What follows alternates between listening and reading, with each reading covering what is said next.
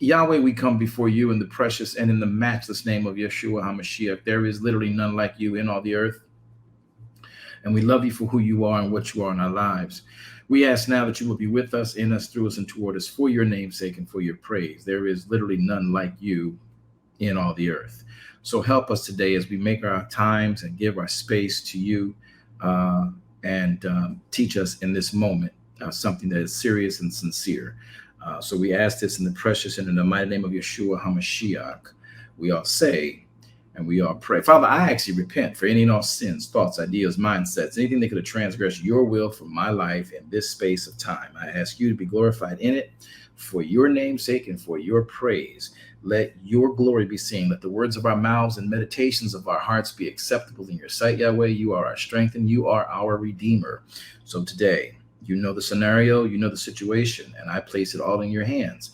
And I need you. I need you today. Help me teach this to your people today as it's happened live right now. Okay, everybody, listen, we do have this major monstrosity of an issue to discuss today, and I've asked all of you to invite your friends to be here for this broadcast today. But apparently, again, we don't wrestle against flesh and blood, but against principality and power and ruler of darkness of this world and spiritual wickedness in high places. And so I want to make sure that I put this out and get this handled. Um,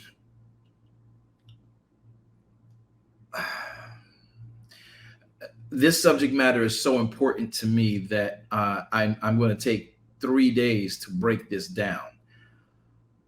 Unfortunately, today I won't be able to start it because of a biblical principle, a Torah principle that I believe in, and I admonish all leadership within the kingdom to also adhere to.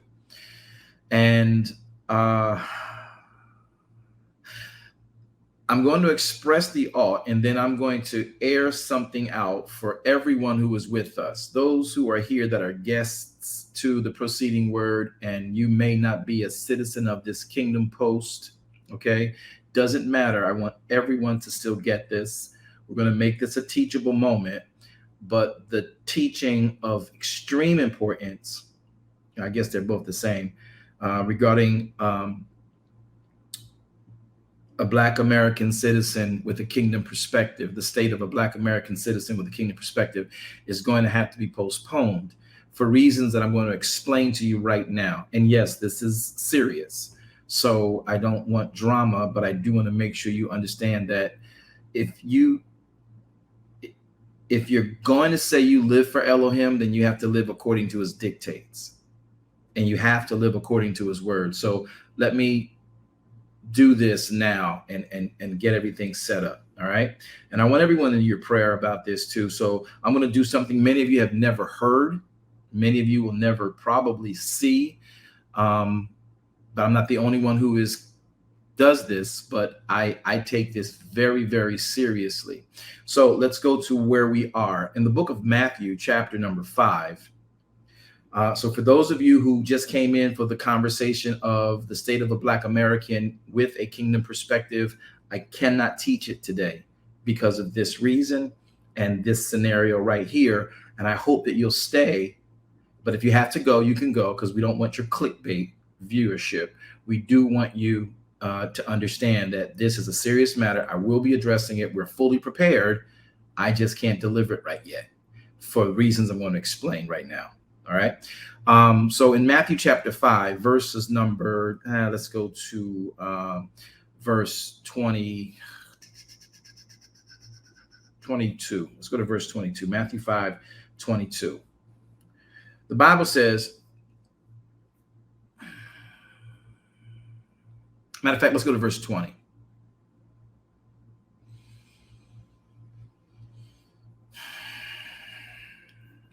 Matter of fact, verse 18. All right, here we go. For verily, this is Messiah speaking to a group of people who are there asking him questions, a multitude of people. He was in a mountain, and he finishes teaching, and then he's sitting with his disciples later who ask him questions about what he just taught the mass. And what he says to the masses, the disciples are like, okay, I heard you, but break it down to us. This is a private teaching that Messiah is giving to his Talmudim. And this is called what we call the Beatitudes, right? But I want to go down a little bit further, because in verse 18, where we'll begin, matter of fact, we'll go to verse 17. Matter of fact, we'll go to verse 16. Matter of fact, we'll go to verse 14. But my focus is 23 and 24. I got to read this in context so you understand why I'm saying what I'm saying. You are the light of the world, he tells his Talmudim. I'm telling you, if you are a believer in Yahweh's kingdom, moderators, please give everybody an invitation to come up on stage with a microphone, because we're going to have to use this today. So invitations are coming out to all of you in our VIP seating on Clubhouse. Those of you on Facebook, I want you to be able to type this in. If you're viewing, make sure you hit like, heart, and what have you. But I want you to pay attention to this. It's very important. So moderators are sending all people in Clubhouse a microphone. I hope you'll accept it. Put yourself on mute, and you don't have to speak, but you may want to when I give the time for the open dialogue. Matthew chapter 5, verse 14. You, beloved, are the light of the world. A city that is set on a hill cannot be hid. Neither do men light a candle and put it under a bushel, but they put it on a candlestick, and it gives light unto all that are in the house. Verse 16 says, let your light so shine before men, that you may see, that men may see your good works based on the Torah, and glorify Yahweh, which is in heaven. Verse 17 goes on to say, think not that I am come to destroy the Torah or the prophets. I am not come to destroy the Torah or the prophets, but I'm come to fulfill the Torah, which the prophets spoke of. Verse 18, for verily I say unto you, till heaven and earth pass, not one jot or one tittle shall in any wise pass away from the Torah till all of the Torah be fulfilled. Verse 19, so whosoever therefore shall break one of these least mitzvah, this least commandments, and shall teach men to break that, he shall be called the least in the kingdom of heaven. But whosoever shall do and teach the mitzvah, the commandments, the Torah, the same shall be called great in the kingdom of heaven. Verse 20, for I, Messiah, the Adonai in flesh, say unto you, that except your righteousness shall exceed the righteousness of the scribes, the righteousness of the Pharisees, you shall in no case enter into the kingdom of heaven. You have heard it said of old time, thou shalt not kill, a part of the mitzvah. And also you've heard that whosoever shall kill shall be in danger of the judgment, and that judgment of Elohim. Verse 22 says, but I say unto you that whosoever is angry with his brother without a cause shall be in danger of the judgment. And whosoever shall say to his brother, racha. Now the word racha here in the Greek is the word racha, which in the Chaldean, it means you are worthless, you are an empty person, you don't matter. If anyone calls his brother racha, basically almost the equivalent of a fool, and even fools are worth something. But if you call someone worthless, you call someone empty-headed, absent-minded, whatever, you shall be in danger of the council. But whosoever shall say, you fool, to another brother, shall be in danger, literally, of hellfire. Verse 23 and 24 are why we are here having the issue today. Please, everyone, listen. Therefore, because of what I just said, Messiah tells us, therefore, if you, my Talmudim, my speakers of the gospel, if you bring your gift to the altar of Elohim. And there you remember that your brother has aught against you. Leave there your gift before the altar and go your way. First, be reconciled to your brother, and then you can come and offer your gift. So today I want to make sure that everyone understands that I have a message for the world, and it's going to come forward. You're going to hear it, but it won't be today. Why? Because of the situation that we have run into. Right before our broadcast, I had a scheduled appointment. And unfortunately, this particular individual who I love, I was unable to get to the meeting in time. Now, I want you all to understand that we schedule meetings because my schedule is crazy. And I know everybody's schedule is crazy. I need you to know my schedule is, I make it look a lot easier than it is. And this is not a way of justifying anything. If I schedule time with you, it's because I want to be and hear you. That's how we keep our promises, especially to those who are citizens of our kingdom post and those who desire to earnestly know more about the writ and desire a tap into of the lessons we teach and get that for free. We don't discriminate. If you want to know the word, contact my administrators. You will be placed on the books. And I will do everything in my power to be at that meeting. Now, the best thing is that if I tell you I'm going to be there, you're probably going to not see me because I always mess up. But if Elder Page or any of my business administrators who put me on the books with you tell you I'll be there, you should take that to the bank. Now, we have been in a major transition within our ministry, and many of you are not aware of it because that's not your business. We do the work of the ministry, and you reap the rewards of the services we render and the services we teach. What we do behind the scenes is just business in general. However, we also are believers in Elohim, and we keep his Torah.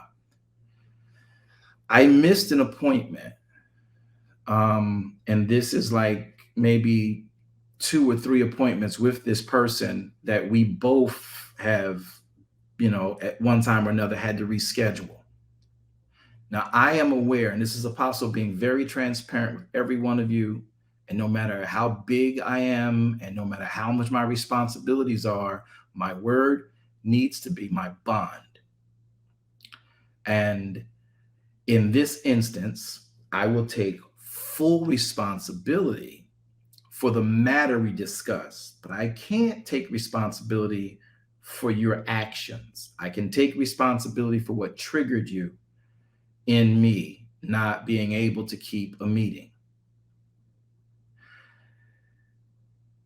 So apparently someone has aught with me, and it happened right before broadcast. It was an 11:30 appointment. So if you weren't my 11:30 appointment, it ain't you that I'm not ministering for. But this individual I desperately revere and respect. And unfortunately, for whatever reasons, very important reasons, my schedule this morning ran over. We added 2 appointments to my books, and it was in a time that the matters were so serious, we had to take them. And then one of them involved me doing something physical.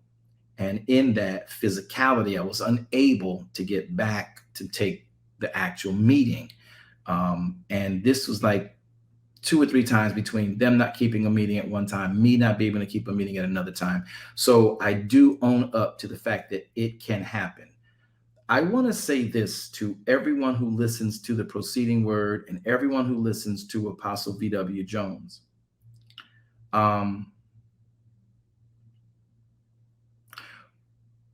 we all have to be accountable for what we do. My not keeping an appointment that my staff, who represents me, has put forward is, I think, a breach of contract. And I hold that highly. And I hold myself accountable. And though I've repented to the Father for not being able to make the meeting with the individual has not allowed me to speak with them because it just appears presently that they have ought, because both of us have been accountable for missing a meeting. I take responsibility for missing this meeting, and if that triggered a ought, which, I want to make sure we get a chance to remedy it. So if you are on the call and if you are on Facebook or you're listening to this, please do not identify yourself. Just contact me back channel, as I've been trying to do for the last hour, to, again, repent to you for not being in that meeting, because something else did run urgent matter at that time. To everyone who listens and follows this ministry over the years, I am not, and I've chosen not to be, the types of pastors you see and have who, gloss over things. I'm going to deal directly with it. I want to touch the heart of humanity as how we're supposed to practically operate in kingdom life. So because this person has ought, I've been unable to reach them. I cannot deliver this literally powerful truth today because of what Messiah says. If you find that your brother has ought, if I didn't know they had ought, I could probably have taught, but I cannot be like the scribes and the Pharisees. And my issue is that if someone has ought with you, and you know they have ought with you, and you've not made the effort to be remedied and rectified with your brother, reconciled with your brethren, then you will be ministering in a way that I can best put in this picture. You will be ministering a Michelin star, cordon bleu, chef quality meal on a dirty, greasy, oily, moldy trash can lid. What we don't realize within the kingdom is that it's not what goes into the man that defiles him, it's what comes out. And if you're going to present something on a germ-filled plate, the germs are going to be in that meal. So for pastors who don't understand this principle, I practice this. My leadership will tell you, if I find out that there's ought, I go to remedy and rectify the ought before I present my gift to the world. Because otherwise, the germs of that issue, spirits we wrestle with, ought we wrestle with, anger, wrath, vitriol, disagreements, misunderstandings, that gets transferred in the meal, which should be healthy. And if you are dealing with an issue in your life, such as sin, and you've not repented to the Father at the very, very least, and gotten remedied with those that may have been offended, your message is going to come forth from a very contaminated and very nasty vessel. Though I'm teaching right now, the only reason I am is because I want what seems to be a not understood issue to be placed in your hearing. I will not minister and share the gospel, share my gift with the world if this is not in place. That's every single solitary time I minister. I will rather put someone up to minister in my stead. And with 35, 45 minutes before broadcast, hard to get that done. I could have given you guys a replay, but we're here on a very serious matter, which is why I know this is not the person that has aught with me. I'm not blaming them. I know it's principality and power because we don't wrestle against flesh and blood, but principalities and powers and rulers of darkness of this world and spiritual wickedness in high places. So the aught that they have, I respect. The disappointment that they feel, I understand, because I would too. My time is valuable. Don't get me on your schedule and then have no respect to contact me or get on the call, whatever. I want to make sure that everybody that is a part of VWJ and Darash Kingdom Ministries and all of the ministries that we serve around the world, we oversee 27 churches globally. Everything that I do has to be on a schedule. Even my mother has to schedule time with me. Now, you guys are going to be like, you can't be, you got to do that thing. I don't need your judgment. And I need you to understand, in order for the gift that Yahweh has placed in me to effectively meet all of the demands and all of my desires to communicate with you, it has to be on a schedule. Because we're a little bit different. I don't have one church. I don't have two churches. And so all those ministries, when they can't handle those issues, some serious ones, I become the person to help get those matters solved, and they are usually urgent matters. So when citizens of VWJ or DKM Ministries are placed on the books by our beloved Minister Elder Page and others for business, there are certain times things happen so fast. Whether there's a shooting in my city, where I'm always a part of the council that helps to bring and render the peace and help to bring, these are real sacerdotal duties. When there is a, whatever the matter is, there are serious issues that happen. We don't tell you about them. You have no idea how many times, like today, I come on here and I'm smiling at you guys. But I just left 5, 10, 15 minutes ago a family in turmoil. And I'm carrying the weight of a child being raped, a young man being foolishly and senselessly shot, and parents trying to wrestle with this and get this done, and whatever else is happening in our communities, and pastors with issues of family and marriages that are in crisis and all these different things. But when the lights go on for the times we've scheduled, you don't see what I'm carrying when I present the word to you. No excuse, but I think we need more transparency before we start getting upset with leaders who may not make it. Now, in my world of pastoral friends, in my sphere of generals in the faith like myself, we know if you're not here at a meeting you set and your administrator said it, something must have happened. We give grace. The people in our churches, we had this sense of entitlement, and we should, that we are unwilling to relinquish because this is my time, and damn it, you're supposed to be here, and we may be talking, and your time is important. I promise you. I promise you.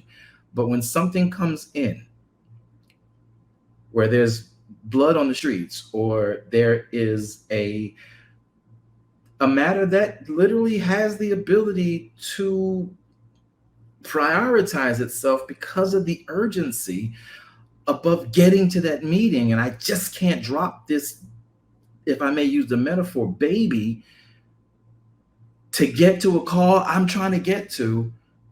You guys got to understand, I'm not just out like, oh, well, I'm going to take that call. I'm not going to take that meeting. Yeah, they can wait. That's not what we do. I promise you. That's not how we operate. And even though I am traveling all over the world, I make it my business. Elder Page and another business administrator, we care so much about your time requests with me because we know how important it is to have the study, to have the counsel. We don't just schedule you to be busy. I could do a whole bunch of other stuff.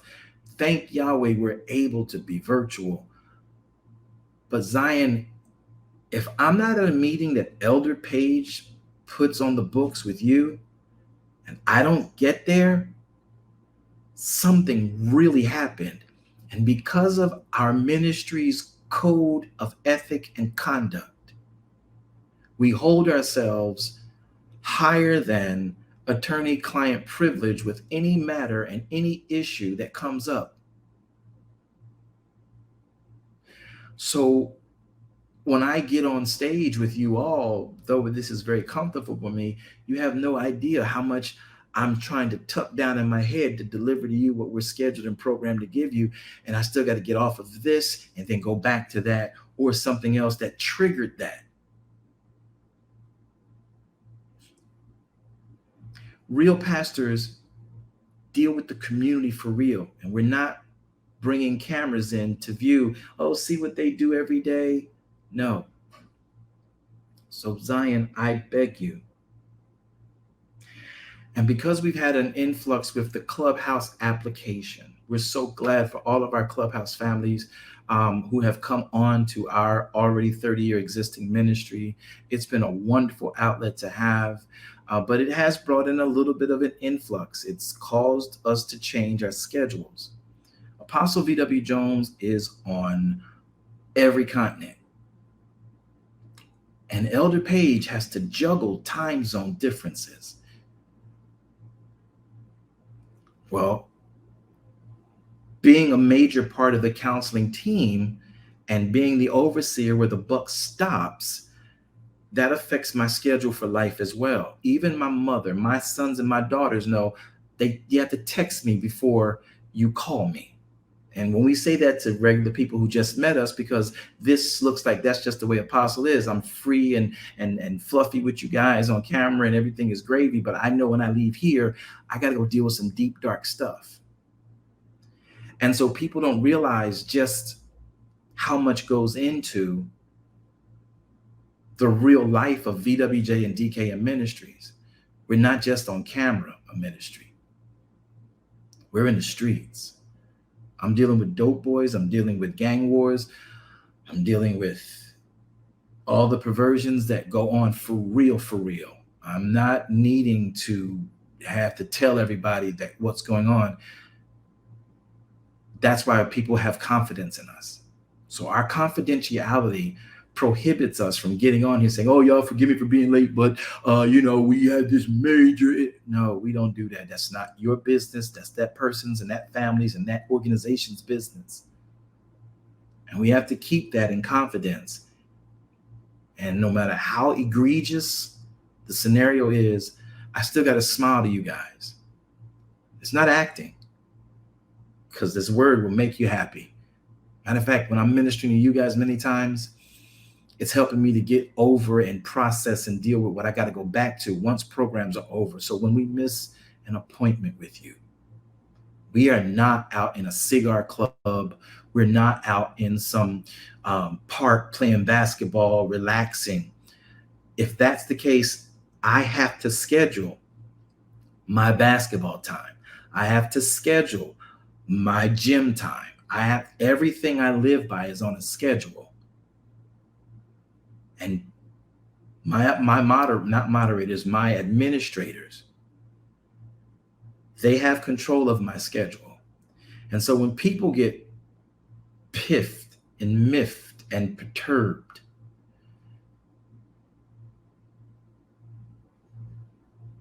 I am a stickler for customer service. I mean it.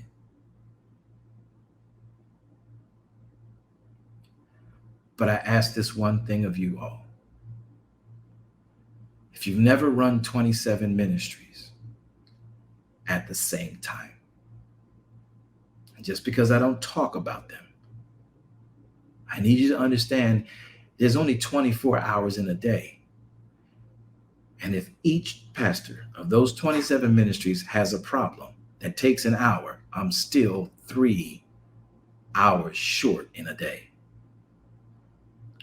Oh, that's outside of the schedule we have with our citizenship.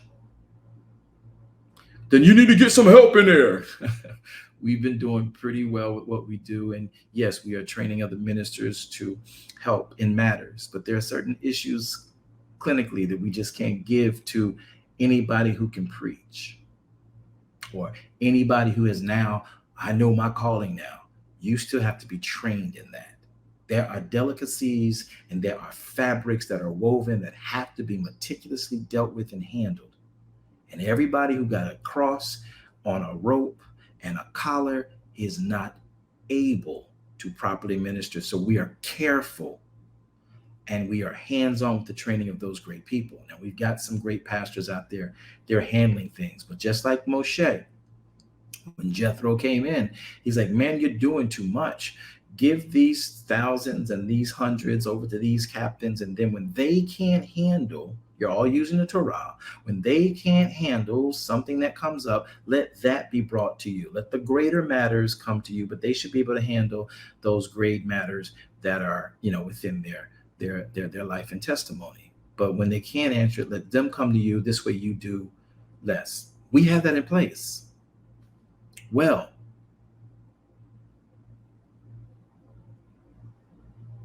but sometimes things happen. Some of you may feel as if Apostle doesn't care if he doesn't make the meeting. I'm pained by it. So I wanted to clear the air with those of you who are a part of this. And you might say, man, why are you saying this to the whole world? Because whether you are a citizen of this kingdom post, the way the kingdom operates is exactly this way. I cannot minister this dynamic message about our subject matter today unless I have the alt straight, which was inadvertently acquired. That's what our Savior says to do. So every time I go to minister, if I remember that someone has alt with me, I have to put someone else up, or I got to go get that alt straight. And in this case, I have to cancel that teaching or postpone that teaching. I will get the alt straight. Now, if the person's, after being sought out many times, chooses not to respond or reply, I then leave that to Yahweh and he lets me know what to do next. This is very serious matter because I don't want to ever, though the meal looks good and the meal will be good, I don't want to serve anything to you on a contaminated plate where you could get spiritually sick. Spirits look for any good way in. No, we're not talking fear and witchcraft and warlocks and all that. No. But we don't wrestle against flesh and blood. We wrestle against principality and powers and against rulers of darkness of this world and spiritual wickedness in high places. And they love opportunities like this because where there's a bridge or a gap in the hedge, the serpent will strike.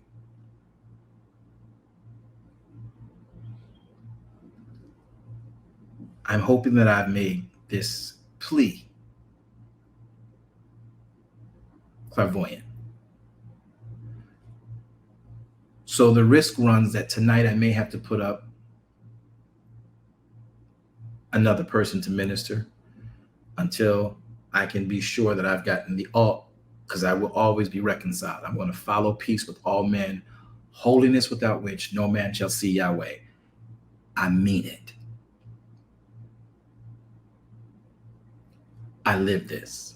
This is not some new occurrence, but I do know that we have a new influx of people because of 2 new platforms we've added And I think that it is something that we have to make very clear. And I'm on all the continents of this planet right now. And times and time zones have to be meticulously structured. And Elder Page does a wonderful job. And those who help her and those who help me for business. But there are times, and some of you have experienced it. I'm sure you are like, yeah, that's right. Have me sitting there waiting for you on the daggone conference line, and the thing disconnected me after 7 minutes. Well, after 7 minutes, it does shut you off. And I do try to get to you. I'll try to get Elder Page, and sometimes Elder Page has a life, and sometimes the elders who help me have a life, and they may not be as readily accessible. But I promise you, you guys get us 24 hours a day. You don't get other ministries past business hours. I want y'all to think about that. So before you throw me under a bus, before you drive over me and let me hang on to the muffler, please consider, if I'm not helping you, somebody else had a bigger issue that prioritized itself, at least as we understood it. And it wasn't that you don't matter, because you went through everything to get on the books. You should be honored. Sometimes I can't drop that baby if it's put in my hands last second. And trying to get to you and get to the phone and tell you I'm incapacitated, I will call you shortly, or get to my administrator to have them contact you. I'm sorry that there may be times we have to reschedule. And then I'm sorry there may be times I didn't get to you in time to tell you I'm running late. I'm not out here in the streets playing around. I'm in the streets propagating his kingdom. True story.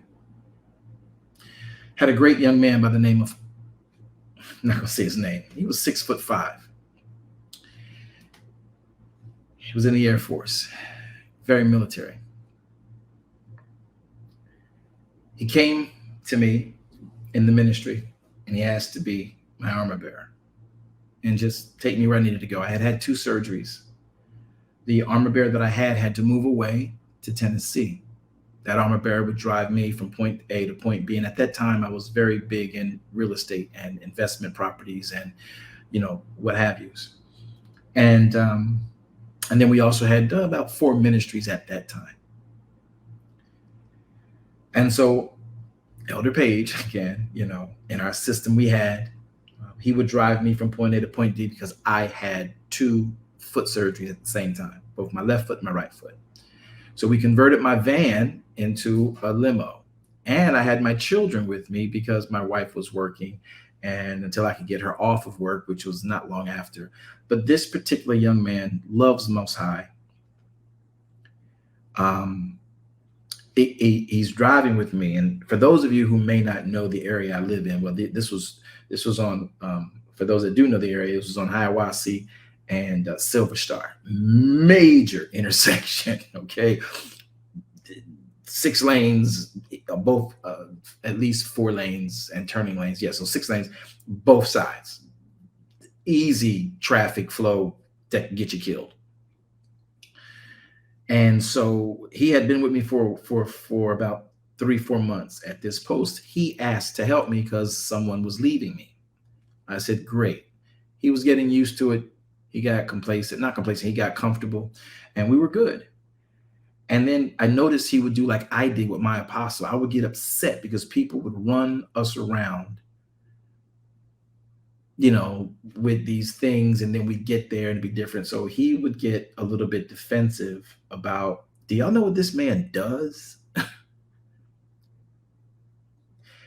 So one day, Elder Page called us and said, such and so needs X and so over here. And it was an important thing. And then I got a call from my business admin, and they were like, you're about to lose this money.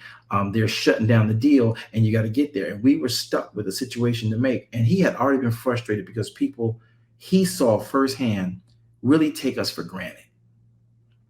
And he says, man, it's unfair. These people don't know what you do, but they expect you to be in that pulpit. They expect you to teach. They expect you to be at their funeral. They expect you to be at their wedding. And they have no idea all the things that you do. He says, I would not believe it if I was not living and robbing with you in these days. So we had two adjustments to the schedule. We had the U-turn. He hears me in the back calling people to say, listen, I got to change this. And elder is working on something else. You got to change that. And just these important matters that have come up just trump the schedule. And then one last call came in.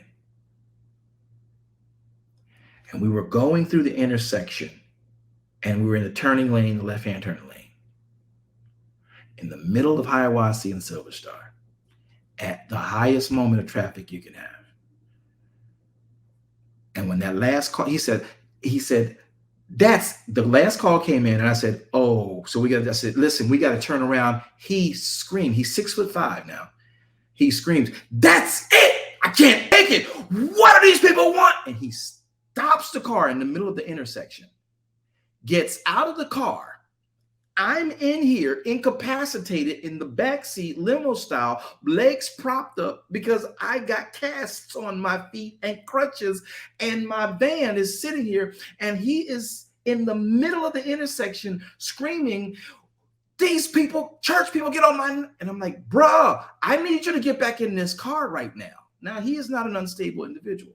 He is a very wise man who actually deals in psychology now. But his statement after that was all over. He repented and all that stuff like that. We got through the traffic stop without a ticket or an accident. And it took him like 20 minutes to calm down. He's like, how do you do this? I'm like, son, I don't. But for and by Elohim's grace, there go I. So now some of you who hate me when I say that to you, you understand better the reason.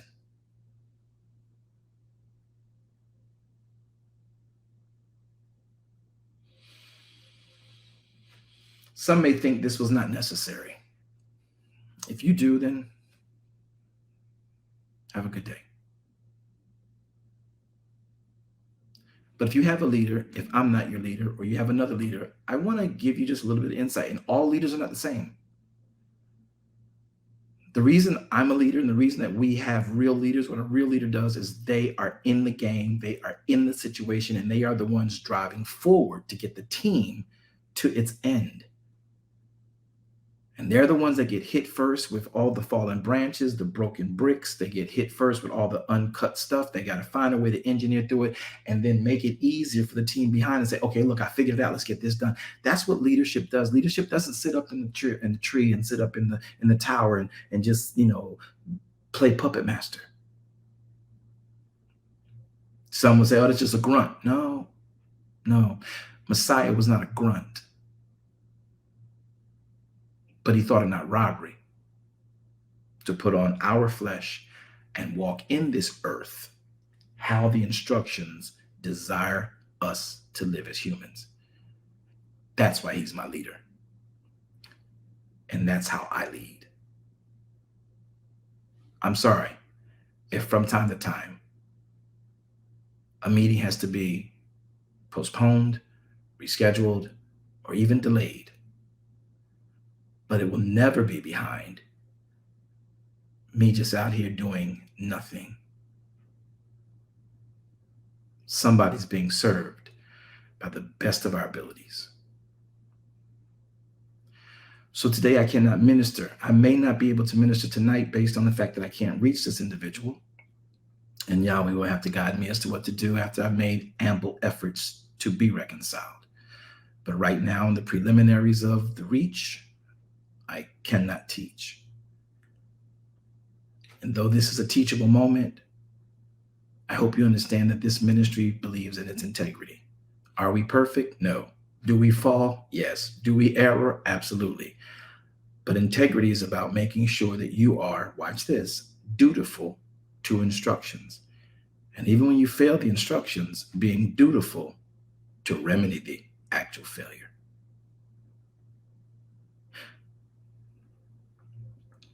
That's what's called. They that worship the Father must worship him in spirit and in truth. It's not a show. It's not a game. This is real life. I hope that we have added some value to a passing by stranger of how ministry really should be manifested and carried out. I don't want your sympathy, or I'm not here to, oh, you're trying to be deep. No, this is what we live. And this is why I believe in many instances, the enemy hates the fact that we help people practically with their relationship with the Father and not just this church jargon.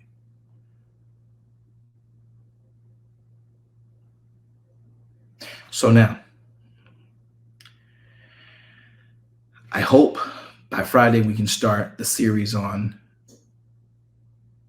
the state of a Black American with a kingdom perspective. It's going to be huge. It's going to be impacting. And I also pray that tonight by 7 p.m. Eastern Standard Time, I'm able to start our teachings tonight in Bible study, which will be also impacting. And we also have tomorrow. So as you know, I minister almost every day a week, multiple times in a day, his gospel. So when there is aught, I'm not able to do that because the writ says it. Any pastor preaching knowing someone has aught with them and it not be reconciled is an error of the writ. That's deep. I'm not accusing anybody of anything. I'm just sharing what the writ says. My job here is done. The preceding word is true. Man shall not live by bread alone, but by every word that proceeds out of the mouth of Yahweh our Elohim. Don't tell me you saved and you at least don't want to live by the precepts and the ethics. I don't even care if you fall and falter. I don't care if you lie. I don't. Yahweh does. I care that if you lie and you realize you lie, you know how to get back to the Father. I don't care if you fell into sin, pastor, leader, because I did. And the church killed me, left me for dead, tried to shoot me while I was down, rather than help to get me to who could fix me and mend me. So I'm never going to do that to anyone. But I will teach you what I learned in being drugged through the mud. I will teach you what I've learned in having campaigns lodged against you. I will teach you what I've known about doing what from hell you felt you had a right to do and could justify it. And then how to be reconciled to the Father once you've understood your foolishness and folly. That's what the Rosh Kingdom Ministries and VWJ Ministries are all about. I'm not interested in you being in a church. I'm interested in Yahweh saying to you, well done, my good and faithful servant.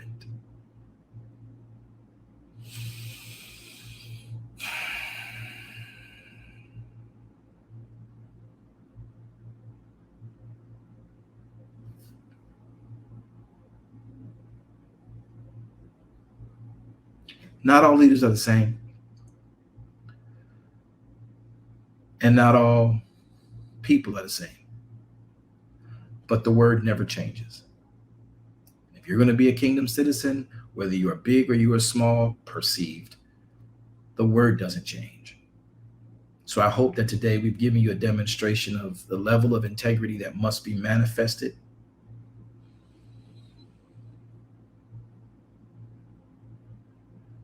And you can't change it. You gotta go with it, and you gotta apply it. It's 2:10. I've been talking for an hour now. I just don't want to teach this dynamic message of great faith and great aid and great social change ability. Though I don't have aught with the person, the person has aught with me. Matthew 5:23.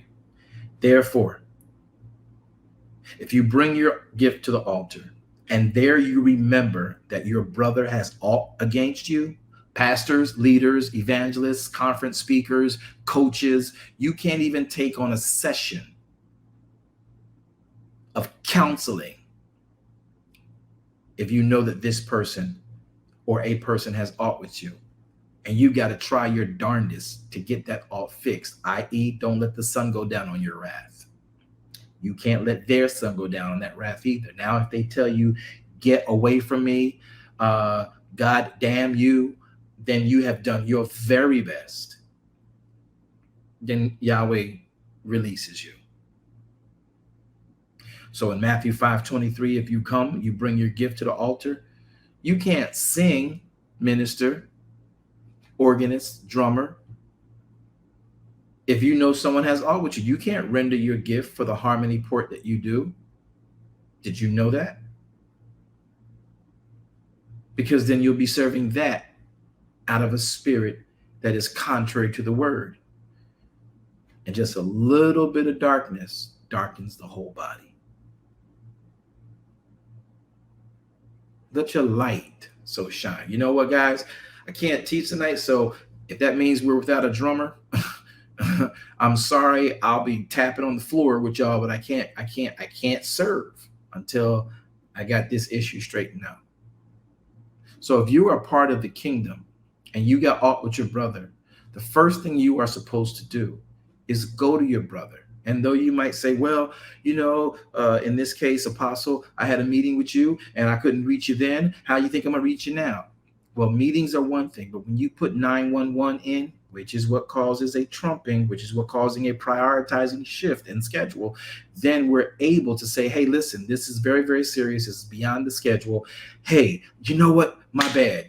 You're right. It shouldn't have happened. Can you give me a chance to get you back on? Because I'm still in schedule and I got behind schedule because of this, that, and though we don't have to explain it all, you're not being disrespected, though it comes off as disregard.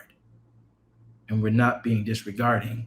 You just don't know why we can't get there. And we are not at liberty to tell you why. Because that person's life is their personal life. So I ask believers, if you say you're in the kingdom, you say that you are loving God, you can quickly just, not look for peace with anybody, not look to reconcile with anyone, then that's not kingdom. And then I'm not going to front like it is. You shouldn't be ministering. You shouldn't be singing. You shouldn't be drumming. You shouldn't be emceeing. You shouldn't be leading prayer service. You shouldn't be leading your prayer call line. And someone has aught with you and you have access to that person. This is how the enemy brings drama in. This is how the serpent gets in and bites. If we solidify our position and glorify our Father in heaven, Messiah tells us, if you got aught, if you come to serve and you find out, then you go back and get that solidified so your service can't be in any way hindered. And no spirit can actually come in and make accusation of you. I know many of you have never heard this kind of teaching, nor seen this type of demonstration.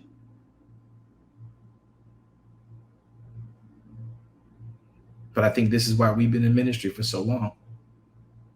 Because I had a great apostle who taught me this. And may Yahweh rest her soul with him. I find it has great benefit. But if you are in the kingdom and you get aught with your pastor, you get aught with your brother, your sister, I don't care. Get the aught straight. That's how the enemy causes a festering. And then people get up in their mind and run 89,000 scenarios. And y'all already know in Christendom, we do way too much. I think they meant that. I think they did. Listen, let me tell you what happened. No, not some scam artist trying to con you out of the fact that, no, you're trying to justify what you did. You always get to be. No. Give grace, people. Give grace and then look to say, hey, listen, you left me hanging. All right? You left me hanging. And I need to make sure that I get this thing resolved with you. This caused aught for me, and I want you to know it caused aught for me. And that's how brethren, that's how fellowships push the kingdom forward.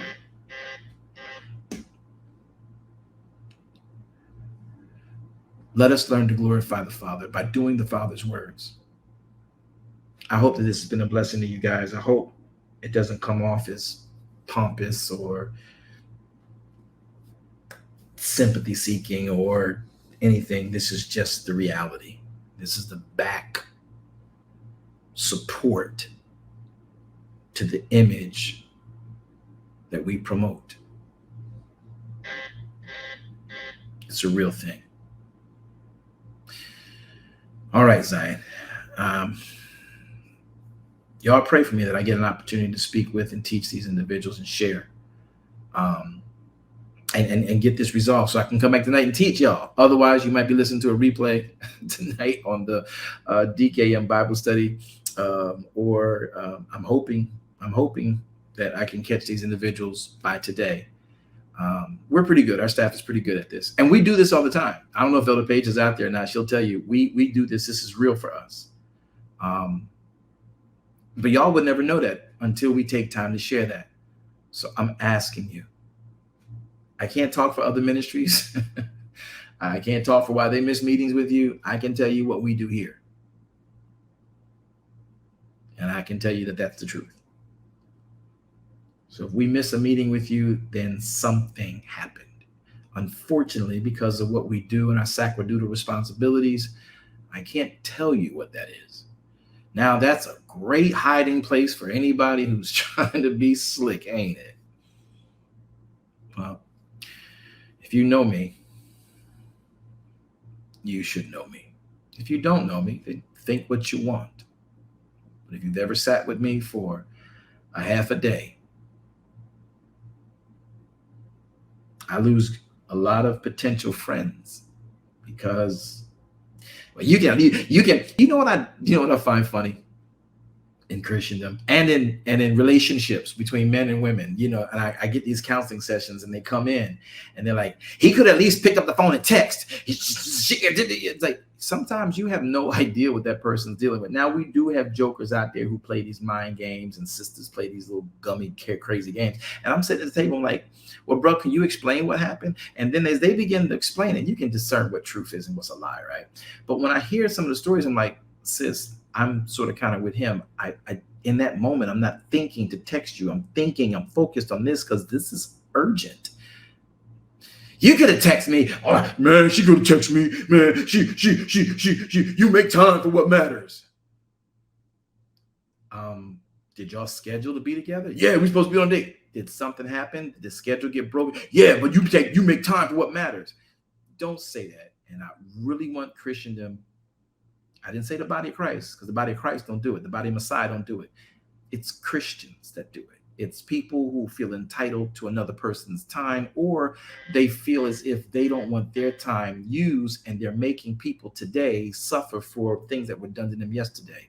And you can't do that either. That's free. That was for marriage counselors and relationship counseling for people.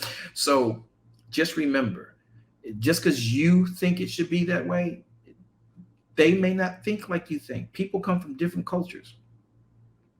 Is there a common courtesy? Absolutely. Have you set down expectations? You should.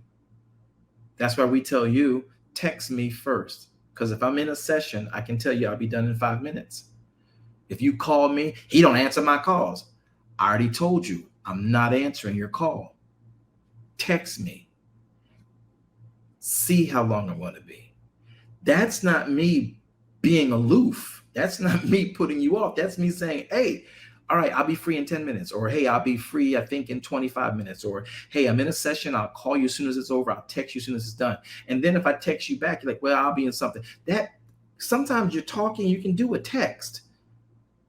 But for people who feel like in this day and era that I just got to talk, I believe that. I think that texting does take context out of content out of context.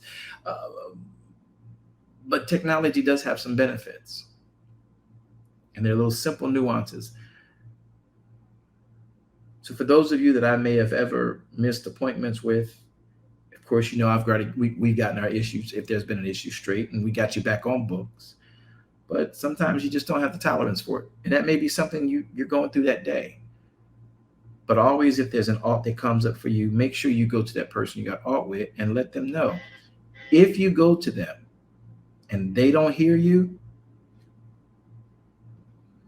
or if they come to you and give you alt and you don't follow Matthew, the next passage of how when your brother comes to you with alt, if you got alt with a brother, you go to them private. You go to them privately.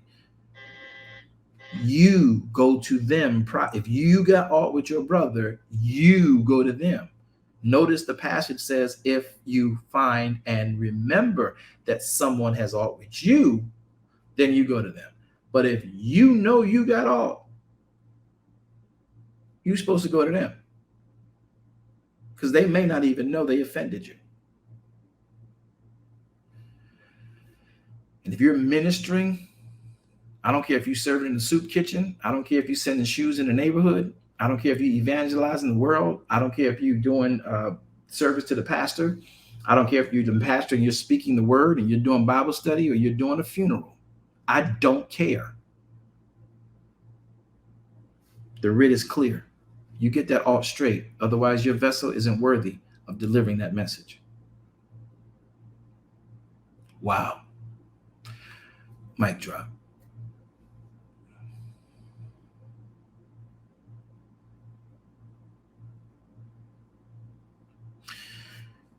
All right.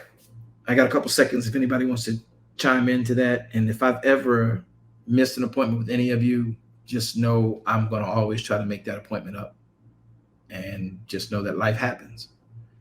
And I'm not making excuses. I promise you I'm not. Elder Page can tell you. Minister Walker can tell you. It is what it is. And I hope you understand. So be praying that I can get the alt straightened out so I can teach Bible study tonight and get the program for the state of Black American citizen with kingdom perspective delivered to the masses. And you guys listen, when people are serving someone you're trying to get to, stop throwing off on them. I will back this up with Elder Page, moderators. You know, the person that they're helping to fulfill a vision on their life, a purpose on their life, they're not who you're mad at. And I don't like it when people go after the assistant to the dentist or the assistant to the pastor or the administrator to the organization. Now, you got some very arrogant, nasty people in service. But when people come for Elder Page, and I know what she has to do to manipulate schedules, because your time zones, your time of availability has to be matched. And then, well, you said this and you said, and she's got to deal with that. And I'm like, oh, God, Yahweh, please cover her. And Elder Page might be short, but you know how to say good things come in small packages. Child, listen, I saw her snap one time, and y'all don't want that little chihuahua to. Do you know how little chihuahuas do when they get mad? They start biting at your ankles and your feet and everything. Elder Page, I love you. I'm sorry. But y'all don't hate, don't come for them. They're doing the best they can, and sometimes they got to do what I have available, and it might not meet your standards, but we want to be there for you.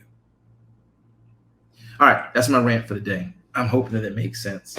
Elder Page is not a chihuahua. She may be as small as one, but she is not a chihuahua. She is Elder Page, and without a lot of what she does for me, I can't get a lot of what I do for you done. All right. That's right, Barbara Facing. Matthew 15 through 20 tells you what you do in the event you have aught with a person. So if you got aught with me, don't think that, well, he's supposed to know you the man of God. I can't prophesy. I can't prophesy. I can't see in the sprite that you got a problem with me. You got to tell me. Because I'm me. When I talk to you, I mean what I say what I mean. That's it. How you take it determines how you have ought or not. And then I'm just giving you flat out truth, undressed, and that's what it is. And it may offend you. Tell me. And then I can tell you what was actually meant and how you perceived it. And then if I did it wrong, I can also repent for doing it wrong. And you have helped me, but I'll also have helped you. That's why we had the conversation on confrontation. It's it's not always negative. Sometimes it's necessary. More times than it's negative. Have you guys learned anything today? Yes, sir. Thank you. Yes, sir. Yes, sir. Thank you. Anybody want to get back at me? Yes, sir. I appreciate that. All right. Any comment? I'll give. I just want to say thank you. Okay, say your names so I know who y'all are, because I don't. I keep telling you I don't know who y'all are. I don't know who y'all are. I think I heard Spencer and I heard someone say thank you. Yahweh be praised. I pray that it was edifying to you.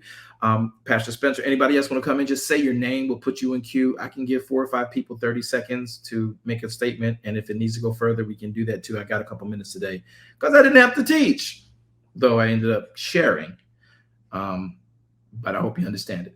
All right, Pastor Spencer, you can go. Anyone else, just say your name. We'll hear you, and then we'll go from there.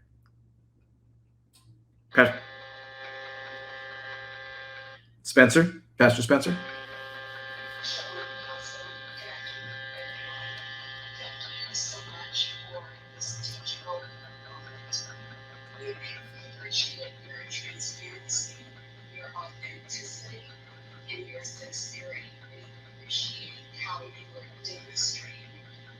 Walking out the truth of Elohim's word in real time. This message, earlier this week, there was a message of similar weight, of similar urgency, and of similar importance. And I don't think the two are coincidental.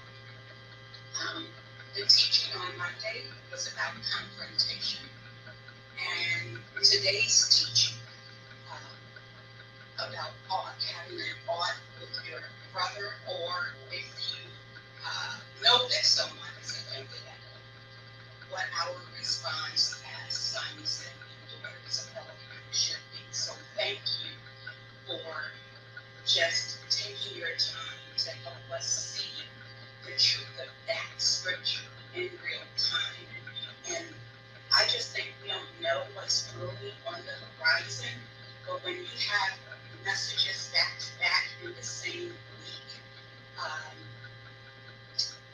when truth speaks, Amen. listens.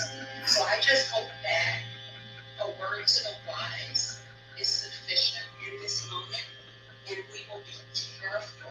We will be careful to heed of our actions and how we hear and how we perceive things from this moment forward. So Okay, I believe that those that were on Clubhouse may have heard you well. Those on Facebook, moderators, tell me if they could hear you. There was just you were very low, Pastor Spencer. I heard what you said, and because I pulled my device close, yeah, you're right. And to those of you who did not hear that, I'm not going to have her repeat it unless she has time, because I know she's in a very delicate situation. I'm sorry, I haven't been. Is this better? Oh, but yes, you have time to. Yes, I can. I'm sorry, I had my ear. That, yeah, because we could not hear you. But if you want to take a chance and do your 30 seconds over again, you got it. Sure, no problem. I just thank Yahweh for your transparency and authenticity and sincerity.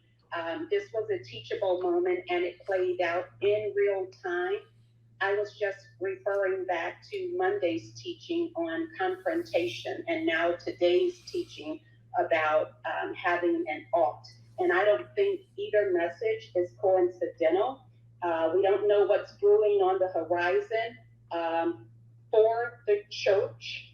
And so it would behoove us to take what you have shared today. If the replays are on, we can go back and listen to the replay. But I just wanted to say, when truth speaks, wisdom listens, and a word to the wise is sufficient. So thank you. Yes. So we're going to get ready for that on Sunday, Pastor Spencer. I love that. Yes. I'm glad you see it that way as well. Thank you for adding value to the platform. Anyone else?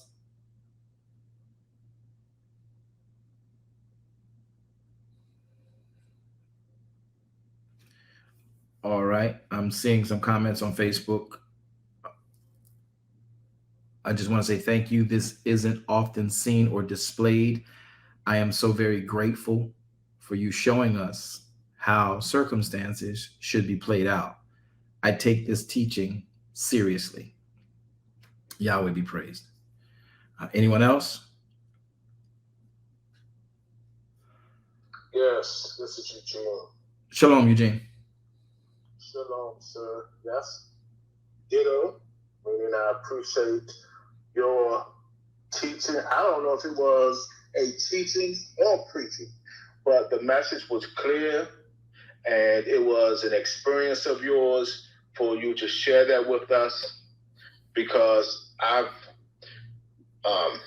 heard those scriptures talked about, even preached, but to a degree wasn't carried out. This is the first time to have it be carried out by a leader, and then back it up to say, I am not trying to preach. I don't want to preach. I really can't go further until this thing is taken care of. That is a serious lesson for me, and I believe for others. If I can speak for others, that's big time, man. That's big time. Thank you. And keep on teaching me, bro. I can only keep pointing you to what the word says. And if that's teaching you, I assure you I'll make every effort to do so. And I'm grateful you can at least get what you can out of it, and then canning what it is you're getting.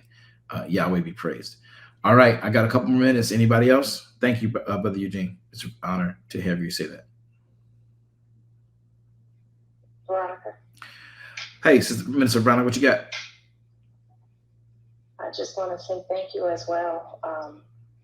I'm sure most of us have never witnessed this before, and it's such a blessing. I can't even put it in words to have such honest, practical teaching of the writ. And I just wanted to say thank you. Yeah, it has a very good weight on helping us do better and be better. Thank you. Yahweh alone be praised. It's the only thing you're seeing done here is what Messiah would say to do, and that is to, this is a WWJD moment. What would Yeshua do? And this is what he would do, because that's what he instructed. And we teach it. I know as pastors, we might teach it, and then we will teach it to our staff and tell them, you can't serve because you don't be coming up and bring your altar to the altar. You got issues with somebody, right? But they then themselves don't realize that they got aught with the deacon, or aught with the motherboard, or aught with their wife or their husband, and you just finish cussing each other out in the car, and you're gonna get up in the pulpit and preach, or you just fought almost fisticuff in the car, and you're gonna get up and sing in the choir, or be the director, or play the keyboard.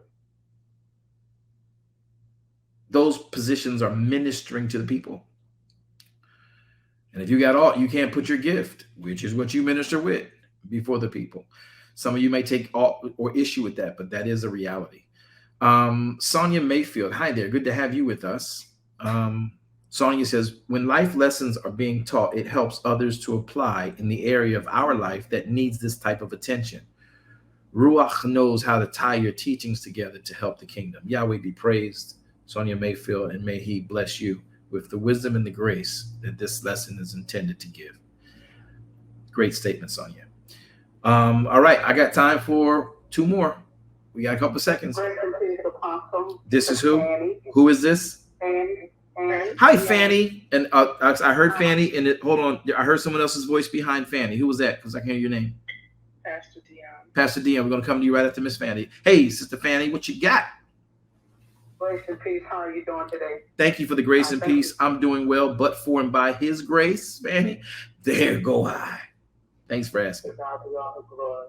I just want to say I appreciate the teaching as well. As I was listening and working, I was like, wow, I know the people at my job were like, what's wrong with her? But however, when I was hearing the part about the altar, it's not really done in church. Go to your brother, then to the pastor. It's like they just go straight to the pastor. And then I'm just using me for an example. I don't like using other people. Because when because I'm, a prophet of God, and when I say certain things, I guess I'm a tad bit too bold, and I guess it hurts their feelings. And so instead of them coming back, saying something to me, I go straight to the pastor.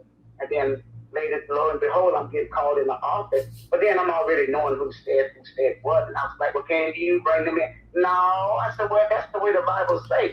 They have an ought against me, so we need to, but it's not as done like, it's supposed to be like you were stating today. So I just want to thank you for the enlightening word, and I receive it in Jesus' name, and thank you.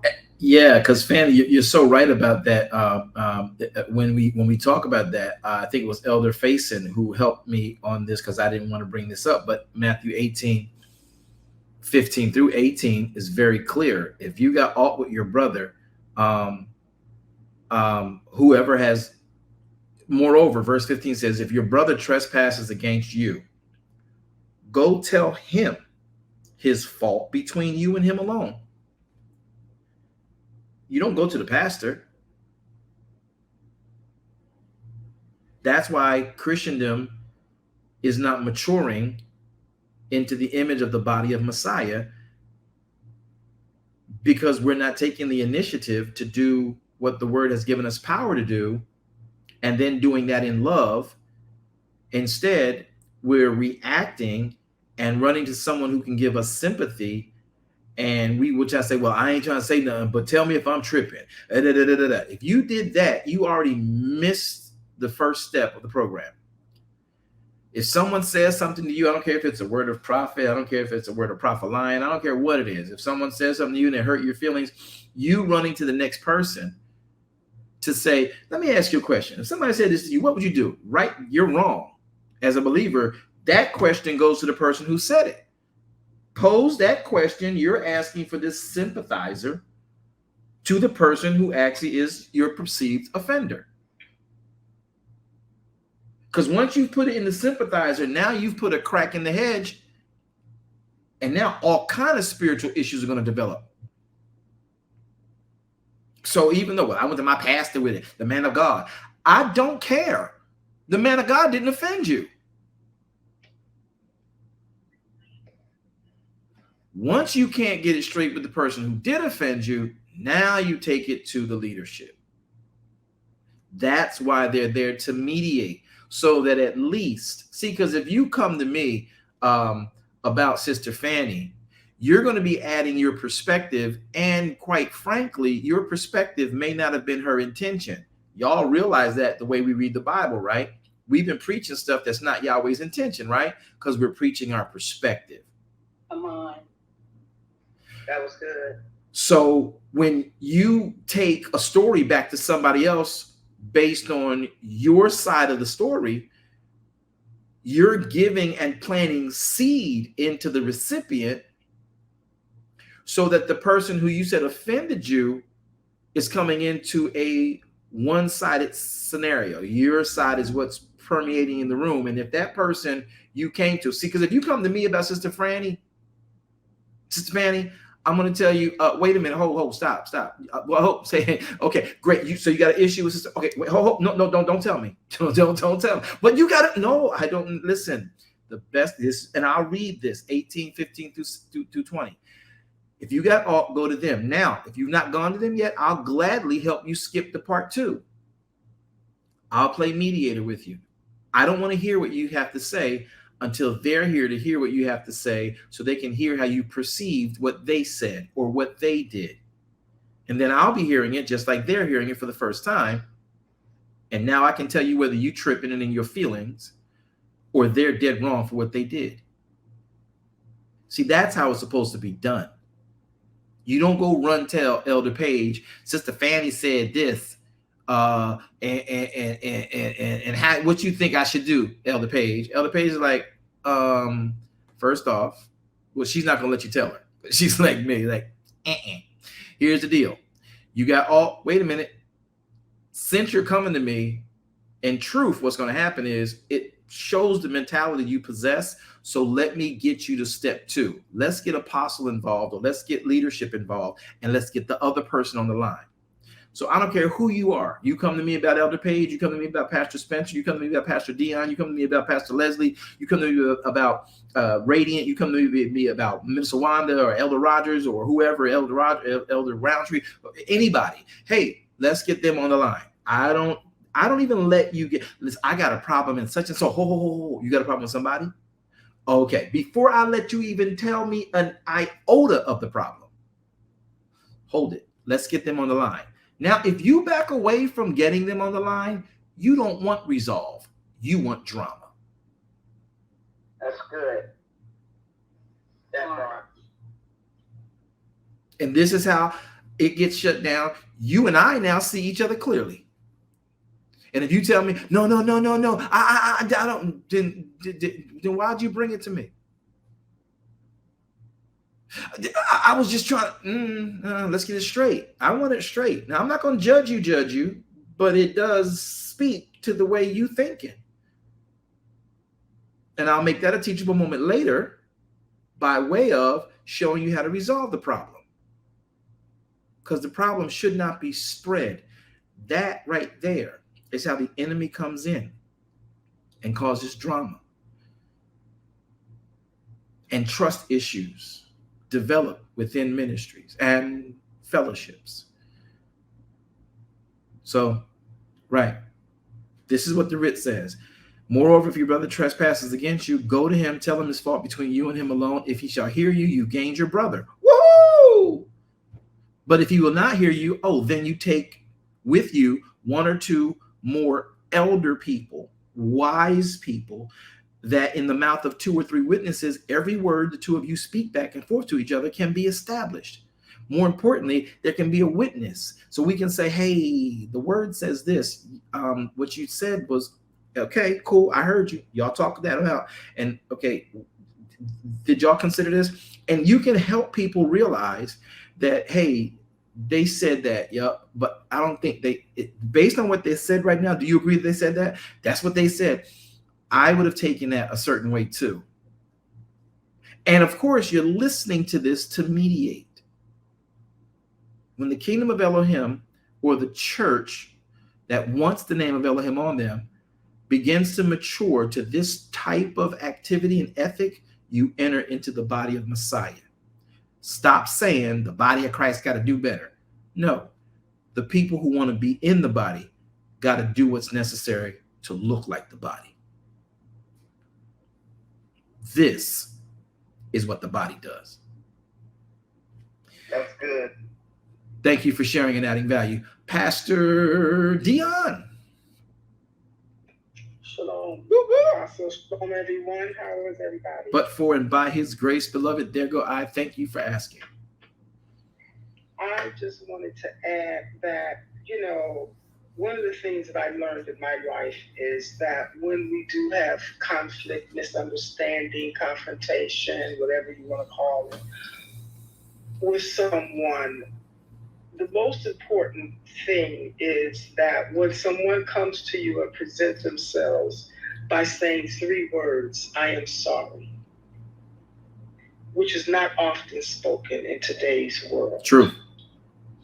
Is extremely important. Mm-hmm.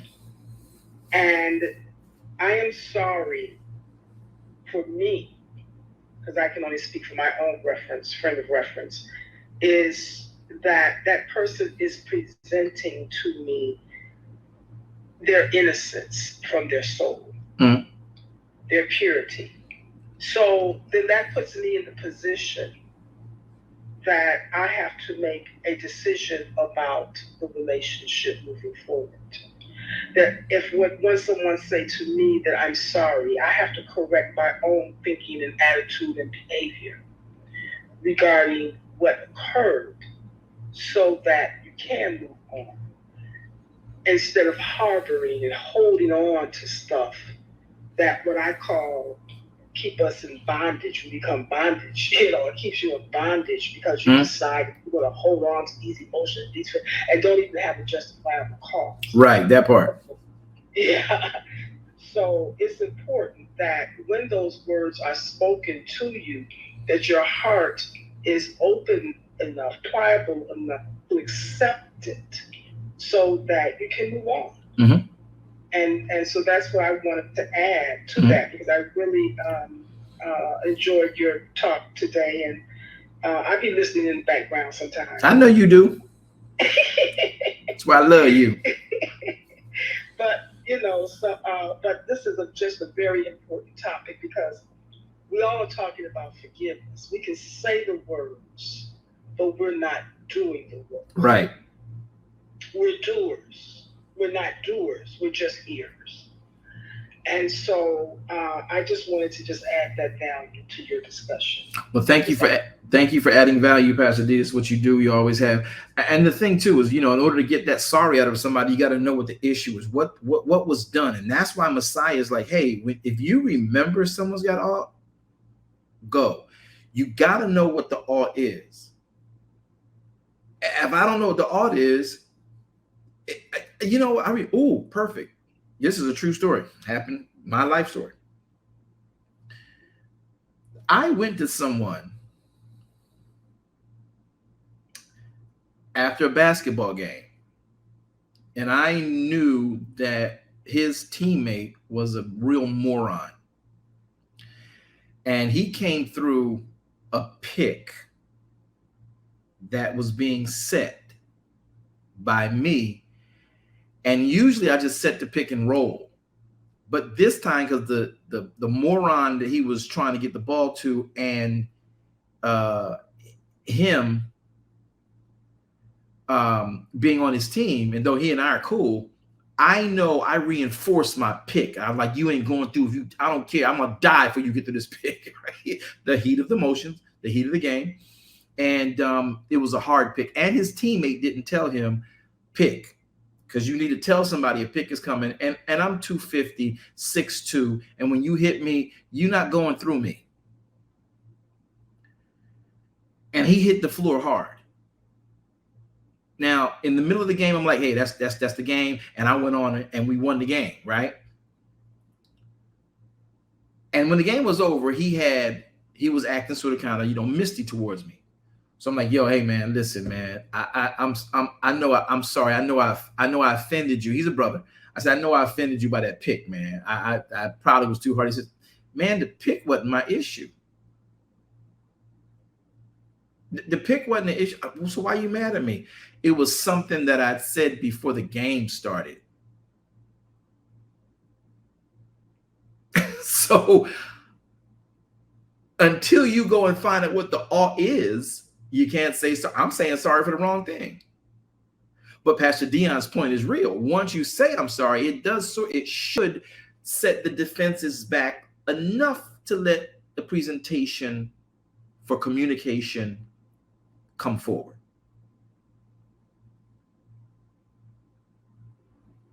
And that's why Messiah says, if you remember your brother got ought, go to him. Or more importantly, if you got ought with your brother, go to him. Now, not to say that I'm right here, but I shouldn't have said that pick that hard. It wasn't that important, but in the heat of the moment, that's how I felt. And I set the pick and I said, you know what?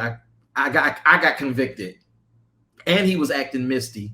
So I went to him to set the, hey man, look, I'm thinking about it. I probably should have set that pick that hard. I'm sorry. Will you forgive me? He was like, man, the pick is basketball. I'm like, well, why didn't you come to me? The game is over. That was 2 games ago. You just coming to me now?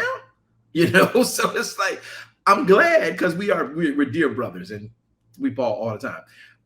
But it was something that was said over something to drink, and he was in his head, I was in my head, and we were talking about something to drink, and the conversation offended him. It had nothing to do with the physicality on the court. You don't know until you go to somebody what the real ought is. Sometimes, and this is only a piggyback, a dovetail rather, to what Pastor Dion is saying, you really got to know what the ought is. And that's why you go to a person to communicate what's the ought, because you could be apologizing for something that wasn't offensive to them. Because what you say to me might not offend me, but what you say to me may offend someone else if you said it to them, So great ad, Pastor Dion. All right, everybody. I'm hoping you guys have learned. Was there anybody else beyond Pastor Diaz? Pastor Dion. Last chance. No, I'm sorry. What did you say? Oh, you speaking to me? I'm sorry. Who was that? Pastor Dion? Yeah, I thought you said something. I was saying thank you for the ad of value okay. to the platform. Thank you. Appreciate you. Ben. Okay, is that Ben? Last one. Go, Ben. Hey, shalom, everyone. I came late, but I've been hearing a portion of the message. You're muffled, Thank you so sir. much. You sound like you're mumbling. Then can you hear me? Go ahead. Try now. All right, shalom. Just wanted to say about this message. It's like, for me, it's like we can only go to our brother or anyone in that case if, number one, if we come in humility. And I believe from the message of confrontation, it comes from that contrite heart that we were talking about. And, you have to come from a spirit of, empathy and understanding before we can even go to our brother first. Because sometimes if we don't come from that type of heart, then pride is involved, and like you said, we just want to go to our pastor or someone to just feel good, or get someone to just be on our side about a certain topic. So yeah, I just want to say thank you for the message and letting me share. Yahweh be praised. You're always welcome to share and add value. Like Pastor Dion was saying, you got to, when you come with, a heart to understand, you can reduce the element of pride. And like Pastor Fanny was saying, when you come the right, Sister Fanny was saying, you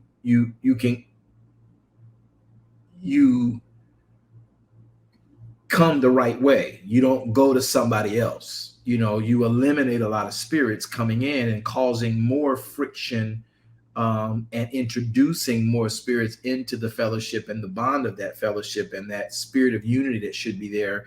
It can actually have a real adhesive and a collective way of putting things together without all these other little spirits lingering and looming, waiting for opportunities to pounce because we didn't do a thing right. We did this whole campaign. What would Messiah do? What would Yeshua do? What would Jesus do? And it became a marketing piece, but it never became a practical act because we never read the word. Oh, because we didn't think the Torah was necessary. I'm sorry. Okay. All right. Time is up. Well, it was a joy. I'm going to try again to reach out and get some things handled. So another thing too, because I know how people think, don't think I'm not coming for nobody. I just always want peace. There is nothing we can't work through. I don't care who you are. And if you tell me we can't work through it, there is no such thing, by the way, people, of agreeing to disagree. That is the most ignorant comment intelligent people can make. We agree to disagree. If you're in the kingdom, two can't walk together except they be agreed. What foolishness is that? And that's why you have these divisions. That's not a smart thing to say. If you don't agree, reason together in the writ. That's what you do. Isaiah chapter 1, verses 18 and 19. Come, let us reason together in the writ. Yahweh will guide us in all things. All right. Minister Jackie, can you tell us why we are here? Yahweh be praised, and we just give honor to the Most High for today. There's so much we can say, but thank you so much for being here with us today in the preceding word. We broadcast every Monday, Wednesday, and Friday at 1 p.m. Eastern Standard Time, where we talk around a range of subject matters. Today's broadcast has been recorded, so if you'd like to access that, you can go to BWJ Ministries on Facebook, and you can find us. Don't forget, while you're there, please click to follow. And if today has really enlightened you, we always encourage you to share so that somebody else may benefit from today's word. We also want to note that we are here this evening at 7 p.m. Eastern Standard Time as we open up for our weekly Bible study, and we'll be both here in Clubhouse and broadcasting live from Facebook. And if you, like many of us on this platform, enjoy the elements of teaching and learning, join us tomorrow for the Bible Book Club, where we broadcast live here in Clubhouse at 1 p.m. and 7 p.m. where we broadcast through Clubhouse and on Facebook for our Bible Book Club, as we take a slow and exhaustive read through the book of Genesis. And I believe we're about Genesis 13 going on to 14. We honor the Sabbath, so we open up our Sabbath Midrash studies on Friday at 11 p.m. Eastern Standard Time, where all we do is go through the Torah. And then we'll open up those studies again at 11 a.m. on Saturday morning. We want to extend a special and warm invitation for you to come and join us, where we just continue to study. It's so enriching. Also, we have our normal church service, which is broadcast live on Facebook every Sunday morning at 10:15 a.m. That's the morrow after Sabbath service. We also open the door so you can join us here on Clubhouse. Don't forget, we also have visibility on Instagram at BWJ Ministries. It's been a pleasure being here with you. Apostle, we love you. We appreciate you. And I'm telling you, I'm going to tell you from my heart, there's nobody that's taught me the way that Yahweh has used you to teach me. And I just give him praise and honor for your life, Apostle V.W. Jones Sr. Yahweh be praised. I love you, sir. Back to you. Well, thank you. Yahweh be praised. And I can only give him glory. It's his word, and I'm glad that it gets through to you by this vessel, and to him be glory, and to you be honor. It is the glory of Elohim to conceal a matter. It is the honor of kings and queens to search those matters out. And you can't be a part of his kingdom if you don't understand his instructions. Thank you again. To Yahweh be praised. So to all of you, I hope again that you've been edified, and I'm going to let you guys go now so we can get out of here. Prayerfully, we can get back tonight and be able to minister what we have scheduled for that, because we're coming up on the season of Sukkah. It's right around the corner. I hope that you guys are budgeting. I hope you guys are budgeting your time. Hope you guys are budgeting your offerings, and watch what Yahweh is doing in your lives right now over the summer. Please, please keep your head and your hearts in the word. Man shall not live by bread alone, but by every word that proceeds out of the mouth of Yahweh, who is our Elohim. All right, let us pray. Wanda Clark, I like her statement. She says, I had to learn how to look at the part I play in a thing and claim it, and thereby correct it. That's the proper posture for unity amongst the brethren. Yeah. Appreciate all of you. Father, we thank you for your word, your will, and your plan. We're asking you now to be with us, in us, through us, and toward us for your name's sake and for your praise. There is none like you in all the earth, and we only want to be like you. Your word helps us to do that. Help us to be mindful of it. Help us to be conscious of it. Help us to be intentional about paying attention to it, to actually do it.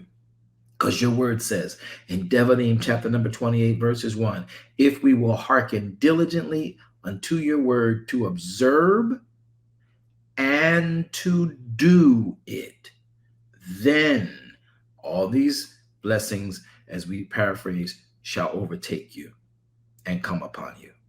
Please help us to observe and to do and come upon us.